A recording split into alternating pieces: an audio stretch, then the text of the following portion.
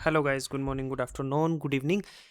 आज हम लोग करेंगे मेडिवल हिस्ट्री का जो है टॉपिक क्या है, जिसमें हम लोग करेंगे लोधी डायनेस्टी के बारे में डिस्कस करेंगे। पेन बहुत बड़ा हो गया। तो लोधी डायनेस्टी के बारे में डिस्कस करेंगे जो चलती है 451 से लेकर 1526 तक। अच्छा, एक बात बताओ, लोधी डायनेस्टी के दिल्ली सल्तनत के अंडर आती है? बिल्कुल।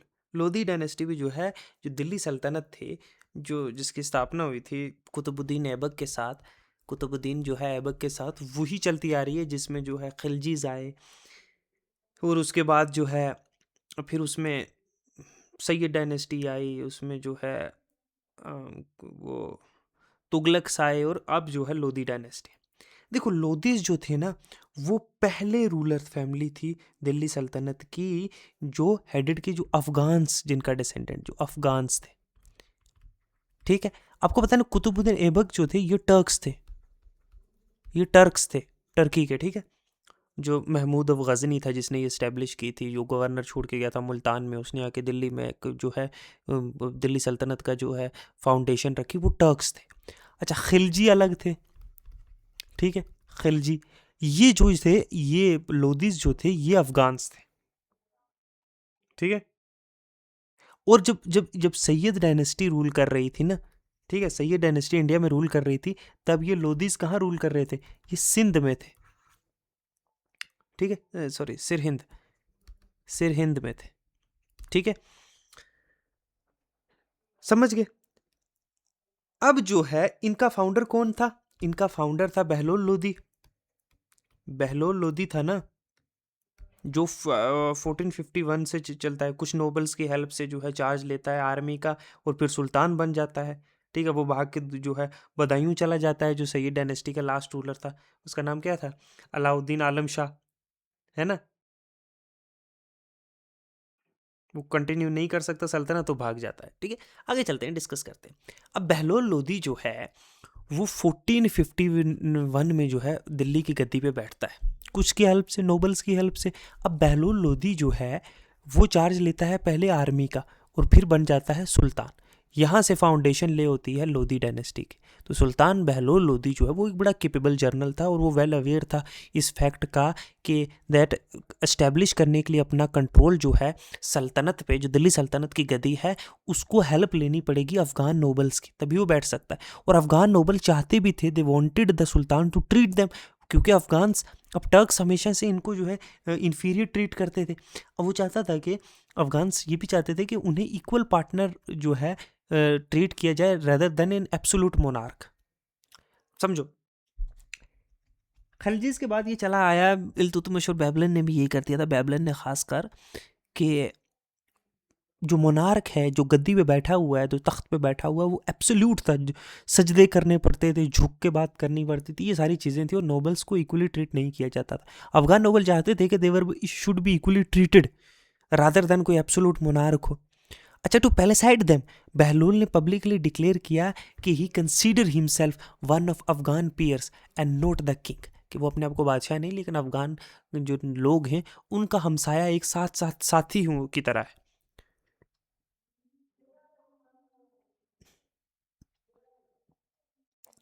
ही did not sit on the throne, वो जो है तख्त पे नहीं बैठा। Nor did he insist is noble standing in his court, और ना ही इंसिस्ट किया नोबल्स को कि वो जब उसके कोर्ट में आए उसके, तो वो जो है खड़े रहेंगे। तब पुलिसी जो है बड़ी अच्छी वर्क की पूरी उसकी जो है हुकूमत के टाइम पे। ही डिड नॉट, कोई उसको ट्रबल नहीं हुई, इतने पावरफुल जो अफगान नोबिलिटी थी उनसे। तो उसने सक्सेसफुली जो बगावत हुई मेवात में और दुआब में, उसको भी सप्रेस किया। ये 1600 जो 1476 में उन्होंने सुल्तान ऑफ जौनपुर को हराया, और उस एरिया को भी दिल्ली सल्तनत के अंडर जो है अनेक्स कर लिया। उसने रूलर ऑफ कल्पी और डोलपुर को जो है वो दिल्ली की जो है सुजनिटी मानने पर जो है मजबूर कर दिया। उसने एनेक्स किया शर्किया डायनेस्टी, और इंट्रोड्यूस किया बहलोल के जो कॉपर के कॉइन है वो। फिर भी वो जो है बंगाल और गुजरात और दक्कन जो जो बहुत बड़े रीजन्स थे, वो ऑक्यूपाई नहीं कर पाया। फिर बैठता है तख्त पे सिकंदर लोधी। अब ये 1499 से लेकर 1517 तक he was the greatest and noblest of three Lodhi dynasty, सबसे समझदार और सबसे ग्रेटेस्ट भी था। उसकी मदर एक हिंदू थी, उसका रियल नेम एक्चुअली में निज़ाम खान था। ही उसने पूरा बिहार जो है अपने कंट्रोल में ले आया, बहुत से राजपूत चीफ्स को हराया, बंगाल में अटैक किया और फोर्स्ड इट्स रूलर टू उसके साथ ट्रीटी साइन करने पे मजबूर किया। अपने एम्पायर को पंजाब से लेके बिहार तक, जिसमें जो धौलपुर है, नरवाड़ है और बहुत सारे पार्ट ऑफ किंगडम जो ग्वालियर और नागौर के हैं, वो भी उसके किंगडम का पार्ट बन गए। बड़ा अच्छा एडमिनिस्ट्रेटर भी था, उसको पता था किस तरीके से जो है हुकूमत चलाई जाती है। रोड्स बनाए, इरिगेशन प्रोजेक्ट्स जो हैं वो तैयार किए, ठीक है, बहुत सारी इरिगेशन फैसिलिटी प्रोवाइड की जो बेनिफिट है किसानों के लिए, जो गरीब आम छोटे किसान हैं उनकी हेल्प के लिए। उसका सबसे बड़ा ध्यान था, he laid great emphasis on justice, इंसाफ होना चाहिए। उसकी हुकूमत के जो प्राइजेस थे कमोडिटी के, जब उसने हुकूमत की, वो बहुत सस्ते थे, चीप थे, महंगाई नहीं थी, तो गरीब लोगों के लिए, आम जनता के लिए वो एक बहुत बड़ा जो है बेहतर किंग था। एक नई मेजरमेंट यार्ड स्टिक उसने इंट्रोड्यूस की, गज़े सिकंदरी, एक सिस्टम था जिसमें सिस्टम जो ऑफ ऑडिटिंग अकाउंट वो इंट्रोड्यूस किया।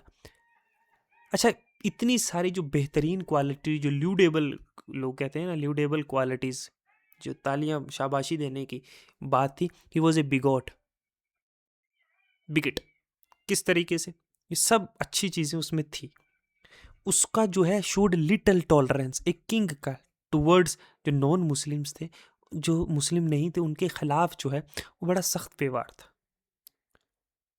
A king should be secular, he should treat all of them equally, but he did not despite doing everything right a king should do, and even beyond right, I have to say this, he was not secular, and that one part of his life or journey or history, it was not good.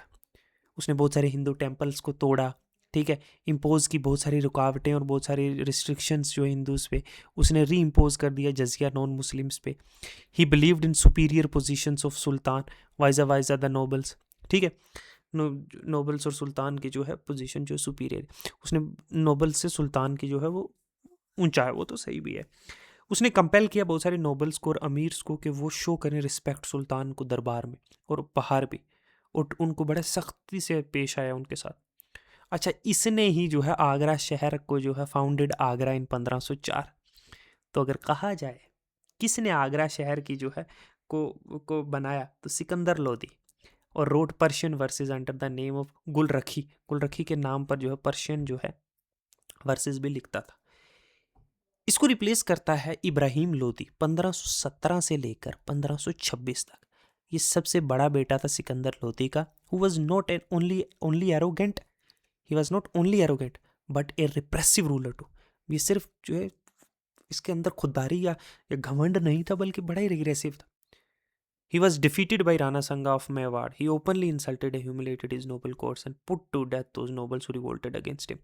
He was defeated. Rana संगा के द्वारा से हारा भी था, और ये शरेआम इसने बेइज्जती की और जलील किया बहुत सारे नोबल्स को अपने कोर्ट में, और बहुत लोगों को जो है इसने मौत के घाट भी उतार दिया नोबल्स को, उसके खिलाफ जो बातें करता था। अफेक्शंस जो था between king and courtier became very common during his rain. इसके रेन के जो कोर्ट्स के जो नोबल थे उनका और जो आपस में मतभेद था, मनमुटाव था। उसका अपना अंकल अलाउद्दीन ने जो इसके खिलाफ बगावत कर रहे थे। दौलत खान लोधी जो गवर्नर था जो पंजाब का, वो बहुत ज़्यादा इसकी डिस्प्लीज था by arrogance and insult of Ibrahim. इसकी जो इसकी जो एरोगेंट थी, जिसमें जो ना खुददारी और जो घमंड था, इससे वो बड़ा नाराज़ था। और यही कारण बना इसने बाबर ने इनवाइट किया इंडिया में, इसी ने, दौलत खान लोधी ने, ठीक है। और बाबर मार्च करेगा दिल्ली में और डिफीट करेगा और किल कर देगा, मार देगा इब्राहिम लोधी को पानीपत की जो 1526 की बैटल में। तो अफगान किंगडम जो है lasted only 75 years within him. The sultanate period ended as the scholar sets the sultanate of Delhi which has its birth on the battlefield of Tehran in 1195 and its last breath in 1226 a few miles away battle of Panipat। तो तहरेन में याद रखना, तहरेन में battle हुई थी। कस किसकी? हुई थी ना गोरी की और पृथ्वी शॉ की और गोरी की। कब? 1192 में। यहीं से जन्म हुआ था पृथ्वी शॉ जब हारे थे। यहीं पे दिल्ली सल्तनत का जो है आगाज हुआ था। और उससे कुछ किलोमीटर दूर पानीपत में जो है 1526 में बाबर और इब्राहिम लोदी की जो है वो होती है लड़ाई, और यहीं पे दिल्ली सल्तनत का जो है वो खात्मा होता है। और यहाँ से शुरू होती है the great Mughal empire. Mughal dynasty का जो है स्थापना होती है, जो चलेगी बहुत लंबी, मतलब वर्चुअली तो 1857 तक चलेगी, 1526 से। बट कहा जाए तो औरंगजेब 1707 में ख़त्म हो गया था। उसके बाद जो है डिसइंटीग्रेशन स्टार्ट हो गया था। इतना बड़ा एम्पायर कि जिसके डिसइंटीग्रेशन, जिसको टूटते टूटते भी 100 साल से ऊपर लग जाएं, तो 150 साल। तो imagine how great an administrative system they created. अगर तुम लोग छोड़ो इन सब चीज़ों को, you know, I don't want to use any harsh word, don't think of politics of today, but imagine a Mughal dynasty if you look from the outside perspective. हम दिल्ली सल्तनत का पढ़ेंगे। I was just going little off the topic.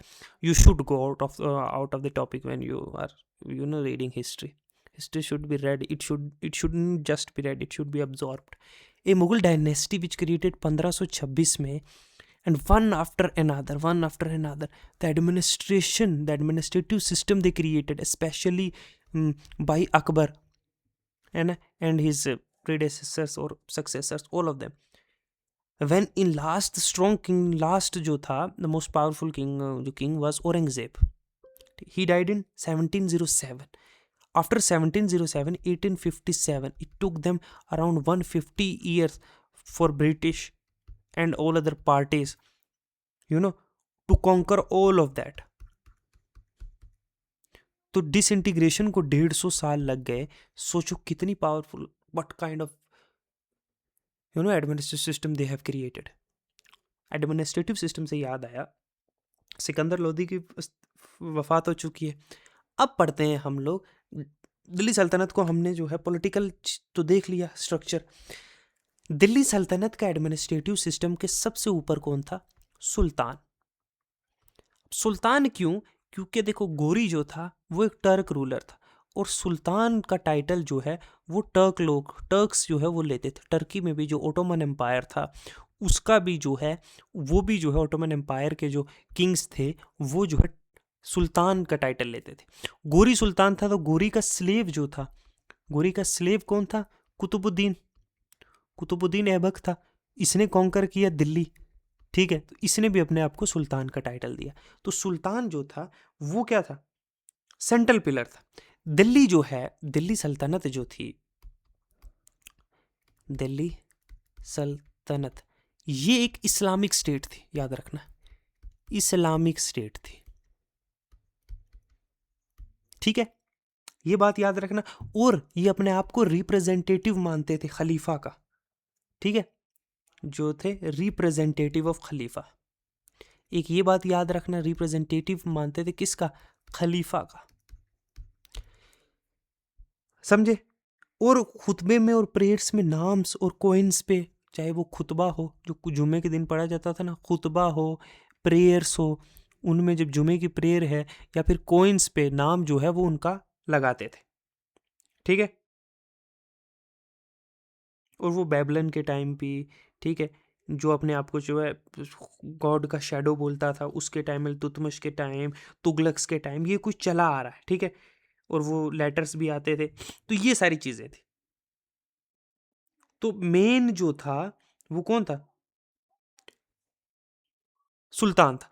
अब अगर succession की बात की जाए ना, सक्सेशन की बात की जाए, तो सक्सेशन में ना हमेशा से, चाहे वो दिल्ली सल्तनत का टाइम हो, या फिर जो है वो ये मुस्लिम रूलर्स की बात कर रहा हूँ, और या फिर वो मुगल्स का हो, वो लाइन ऑफ सक्सेशन कभी क्लियर नहीं रही, बड़ी वेग होती थी। सभी इनमें जो है ना, एक बात याद रखना, सभी ऑल सन्स, सारे सन्स का जो है वो इक्वल क्लेम होता था, ठीक है। इक्वल क्लेम होता था। ठीक है, जो आइडिया था प्रिमोगेनेचर का वो फुली एक्सेप्टेबल ना तो वो मुस्लिम्स में था, ठीक है, ना वो जो है हिंदूज में था, जो राजपूत स्टेट्स भी है, ठीक है, कि मतलब जो है, या जैसे आपने नहीं देखा इल्तुतमिश ने जो है इल्तुतमिश ने जो है अपनी बेटी को जो है डॉटर को, रजिया सुल्ताना को जो है, जो उसके लड़के थे भी, रजिया सुल्ताना को जो है वो एम्परर जो है घोषित कर दिया था। ठीक है, तो नॉमिनेशन या सक्सेसर जो है लेकिन ये है कि अगर किंग जो है, जो सुल्तान है, उसने अगर किसी को नॉमिनेट किया है, ठीक है, अपना सक्सेसर, तो नोबल्स ज्यादातर उस चीज को मानते थे। ठीक है, मोस्टली एक्सेप्टेबल था। बहुत बार नोबल्स ओलामास भी बड़ा इंपॉर्टेंट रोल प्ले करते थे। ठीक है, मिलिट्री भी बहुत ज़्यादा इंपॉर्टेंट रोल प्ले करने लगी। तो किंग जो है सेंट्रल एडमिनिस्ट्रेशन में, वो सुल्तान जो है वो इंपॉर्टेंट था। सुल्तान, ये हम एडमिनिस्ट्रेटिव सिस्टम देख रहे हैं। अच्छा, फिर मिनिस्टर भी होते थे। इन सुल्तान को जो है वो असिस्ट जो है वो मिनिस्टर्स भी करते थे। ठीक है, इन मिनिस्टर्स में जो है एक पोस्ट होती थी नायब की। अच्छा, ये नायब जो है ना, ये सारी पावर्स एंजॉय करता था जो एक सुल्तान एंजॉय कर रहा है। प्रैक्टिकली सब पावर एंजॉय करेगा। और ये सारे डिपार्टमेंट्स, जितने भी डिपार्टमेंट्स हैं, उनको जो है ये कंट्रोल करता था। ठीक है, सब डिपार्टमेंट्स को ये कंट्रोल करेगा। अच्छा, इस नायब के नीचे कौन था? नायब के जो है नीचे जो है वो आता था वजीर। इसकी पावर बाद में और स्ट्रांग हो जाएगी एक्चुअली। वजीर जो है ये एक्चुअली कौन था? कौन है? फाइनेंस डिपार्टमेंट का, फाइनेंस जो डिपार्टमेंट है उसको हेड करता था, जिसको जो है कहा जाता था, इसको दीवाने, दीवान, अरे एन है, दीवाने जो है वो विजारत। ठीक है, ये होगी। सेपरेट में एक ऑडिटर जनरल भी होता था, जो आजकल होता है ना ऑडिटर जनरल है ना, वो भी होता था ऑडिट करने के लिए, स्क्रूटनी करने के लिए कितना खर्चा हुआ है, ये सारी चीज़ें। ठीक है, ये वजीर के अंडर ही होता है, वजीर के अंडर ही एक ऑडिट करने वाला। ठीक है, अच्छा, और क्या है मिलिट्री? अच्छा, ठीक है ठीक है ठीक है, एक आ गया कि मिलिट्री डिपार्टमेंट को कहा जाता था दीवाने, दीवाने अरस। ठीक है, और इस, ये मिलिट्री डिपार्टमेंट है, इस ये डिपार्टमेंट का नाम है। इसको हेड कौन करता था? दीवाने मुमालिक। ये जो है इसकी देखरेख करता था, ये मिलिट्री डिपार्टमेंट की, दीवाने अर्ज की देखरेख जो है दीवाने, दीवाने जो है मुमालिक जो है वो करता था। और सुल्तान खुद जो है वो कमांडर इन चीफ होता था सारी आर्मी का, कमांडर इन चीफ। अच्छा, एक बात है कि नेवी जो है वो मिसिंग थी दिल्ली सल्तनत में, नेवी नहीं थी। चेरा और दाग सिस्टम मैंने आपको बता दिया था, अलाउद्दीन खिलजी ने जो किया हुआ था। चेरा सिस्टम जो है सारे जो है वो, चेहरा मतलब सभी सोल्जर्स का जो है वो हुलिया जो है वो किस तरह सा दिखता है, कितनी हाइट है, ये वो सारी चीज़ें। और दाग सिस्टम जो है वो घोड़ों को निशान लगाया जाता था, ये हॉर्सेस के लिए था और ये सोल्जर्स के लिए, सिपाहियों के लिए। ये सोल्जर, चेहरा और दाग सिस्टम, ये हो गया। अलाउद्दीन खिलजी ही पहला इंसान था जिसने जो है कैश में पेमेंट की थी सोल्जर्स को, ये भी बात याद रखना। ठीक है, अगर याद रखे तो टर्क्स की जो फौज है ना, ये टर्क्स ही तो होते थे, इनकी जो पुलिस है इसमें कैवेलरी जो थी, जो कैवेलरी है वो ज्यादा डोमिनेट करती थी। ठीक है, ज्यादा मात्रा में होती थी। ठीक है, अच्छा, हिंदूज जो हैं, अगर बात करें हिंदूज की, तो हिंदू जो है वो, उनकी भी एम्प्लॉयमेंट होती थी, दोनों कैवेलरी में भी थे, कैवेलरी में भी थे और जो है फुट सोल्जर भी थे। ठीक है, जिनको इन्फेंट्री कहते हैं। अच्छा एक बात, ज़्यादा हायर पोजीशंस पे जो है वो बहुत कम रहे हैं। ज़्यादातर जो है हाई नोबिलिटी जो है टर्क्स नोबल्स और बाद में अफगान्स भी जो है वो नोबिलिटी में जो है हायर रैंक्स में रहे होंगे, बाकी नहीं। अच्छा एक और था, एक डिपार्टमेंट है जो है वो है दीवाने, फिर से एन लिख रहा हूँ, दीवाने रियासत, नहीं रसालत, दीवाने रसालत। ये कौन सा डिपार्टमेंट था? जो है रसालत, ये होता था रिलीजियस अफेयर को देखने के लिए। जो रिलीजियस अफेयर्स हैं स्टेट के, उनको देखने के लिए ये डिपार्टमेंट होता था, दीवाने रसालत। ठीक है। अच्छा, जिसका जो है चीफ जो है वो होता था सदर, सदर। ठीक है, जो काम करता था एज ए काजी की तरह भी, और बहुत सारे जस्टिस के मैटर, जज के मैटर जो है वो भी परफॉर्म करता था डे टू डे लाइफ के। ठीक है। और मुस्लिम पर्सनल लॉ जो है, शरिया लॉ, वो चलता था दिल्ली सल्तनत के टाइम पे। ठीक है, शरिया लॉ सिविल मैटर्स में जो है, सिविल मैटर्स जो है उनमें। ठीक है। और क्या चीज़ है? और हिंदूज का जो है, अच्छा ये बात है शरिया लॉ सिर्फ मुस्लिम्स के लिए, हिंदू के लिए जो है, अगर हिंदू है कोई, हम हिंदूज की ब्रॉड टर्म में बात करेंगे जिसमें सिख जैन सब आते हैं, हिंदू के लिए उनके अपने पर्सनल लॉज थे, पर्सनल लॉज थे। ठीक है। जो क्रिमिनल लॉज है, अच्छा ये हमने बात की सिविल मैटर्स की। अच्छा जो क्रिमिनल मैटर्स हैं, क्रिमिनल मैटर्स में जो है वो जो है वो सुल्तान की मर्जी के से, जो सुल्तान जिस हिसाब से जो है पनिशमेंट सुनाएंगे उस हिसाब से होगा।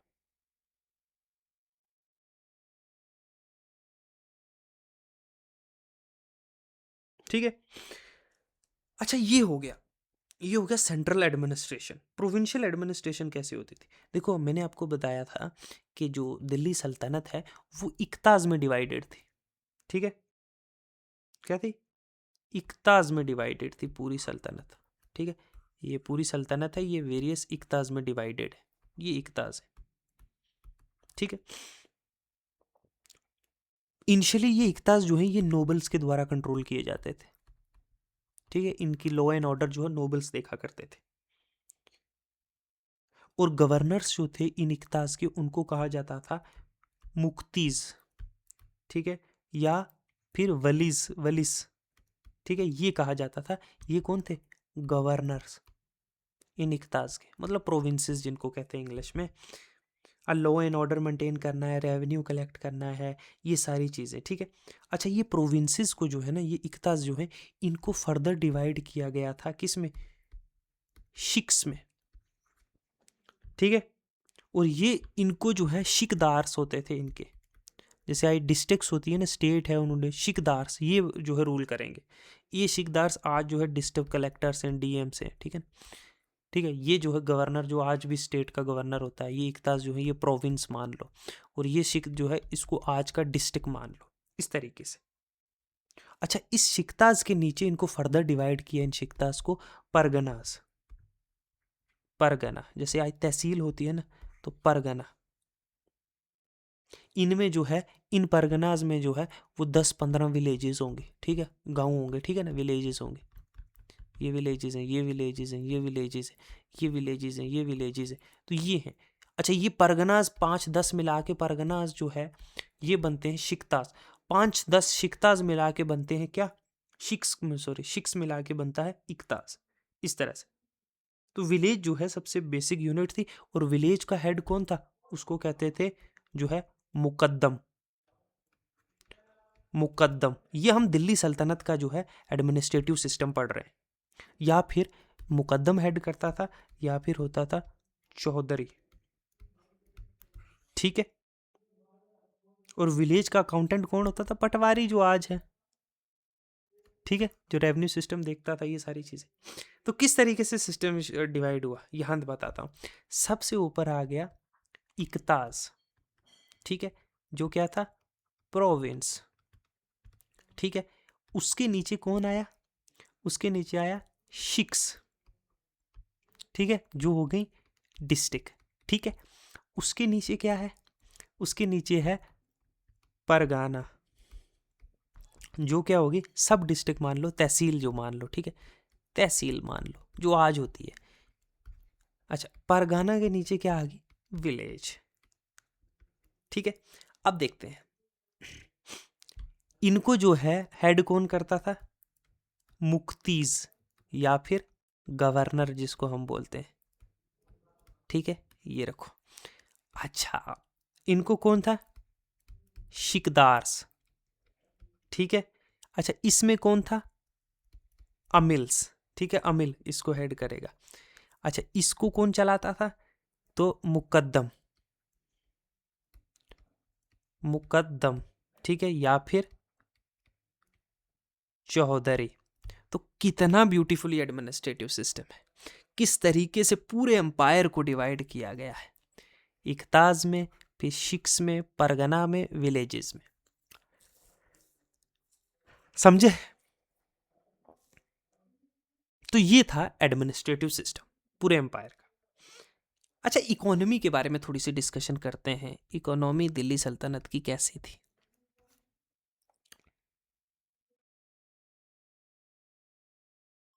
अच्छा, लैंड जो है, वो लैंड जो है लोगों को, देखो एम्पायर तो दिल्ली सल्तनत में बहुत सारी लैंड रेवेन्यू एडमिनिस्ट्रेशन एडमिनिस्ट्रेशन होती थी बहुत सारे अलग अलग तरीकों से, जिसमें खालसा लैंड भी थी।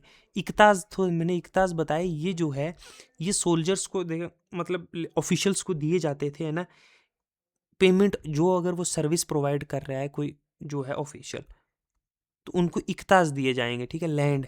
ठीक है, ना कि उसको जो है सैलरी दी जाएगी, पैसा नहीं, बल्कि इकताज दिए जाएंगे, उससे आप जो है रेवेन्यू कलेक्ट करोगे। अच्छा, एक और टाइप की लैंड होती थी, वो थी जो है खलीसा लैंड। खालिसा लैंड, ये लैंड जो है ये डायरेक्टली सुल्तान के कंट्रोल में होती थी। ठीक है, और जो भी रेवेन्यू यहाँ से कलेक्ट होगा, यहाँ से जो भी रेवेन्यू कलेक्ट होगा वो सुल्तान की मेंटेनेंस के लिए, सल्तन जो उनके घर बाहर है उसकी मेंटेनेंस के लिए। अच्छा, एक और लैंड होती थी, एक और लैंड टाइप था, तीसरा लैंड टाइप था, वो था जो है इनाम। ये लैंड जो है ना, ये लैंड जो है, ये रिलीजियस लीडर्स जो होते थे, रिलीजियस जो लीडर्स होते थे, जैसे ब्राह्मण्स को नहीं दी जाती थी एंशिएंट इंडिया में, रिलीजियस लीडर्स को दी जाती थी, या रिलीजियस इंस्टीट्यूशंस, कोई मॉस्क है, कोई टेम्पल है, ठीक है, इंस्टीट्यूशन जहाँ लोग पढ़ रहे हैं, सीख रहे, उनको दी जाएगी। ठीक है,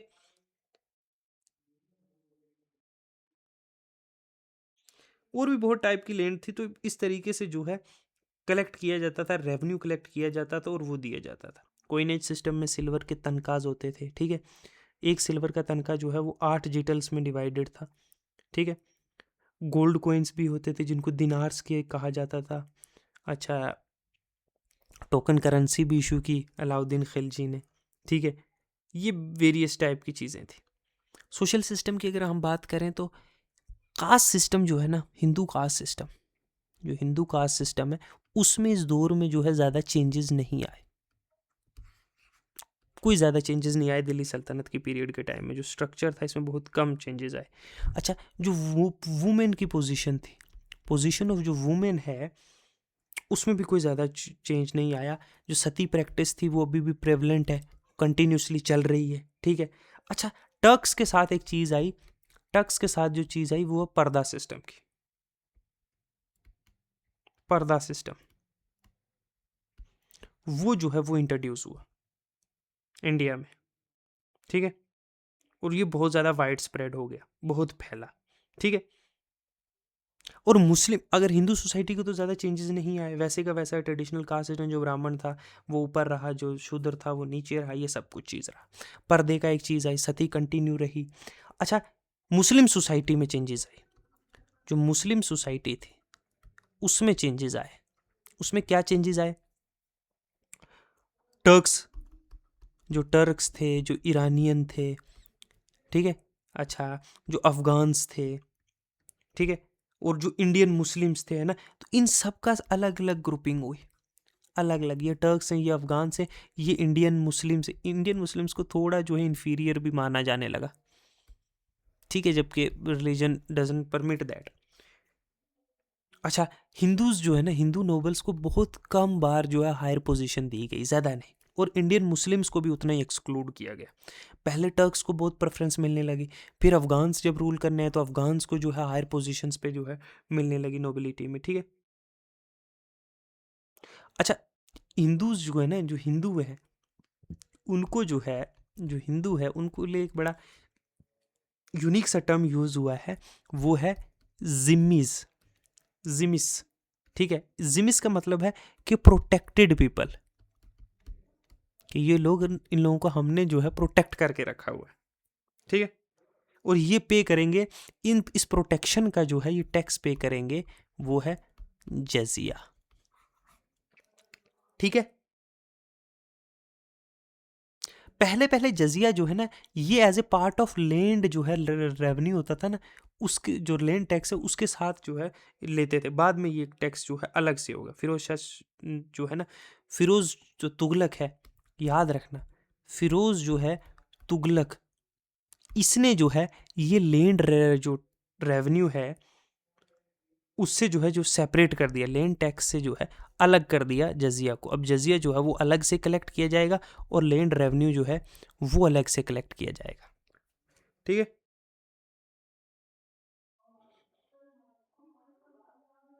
अच्छा, एक और चीज़ है, अगर बात करें स्लेवरी की क्या कंडीशन थी। देखो, स्लेवरी तो एंशिएंट टाइम से इंडिया में भी प्रेवलेंट थी और पूरी दुनिया में थी, है ना, रोमन एम्पायर से, ठीक है। ये और फ्लोरिश की, ये और फ्लोरिश्ड किसके टाइम पे, दिल्ली सल्तनत के टाइम पे जो है ये इसने और जो है ये फैली, ठीक है। कोई चेंजेस नहीं आए।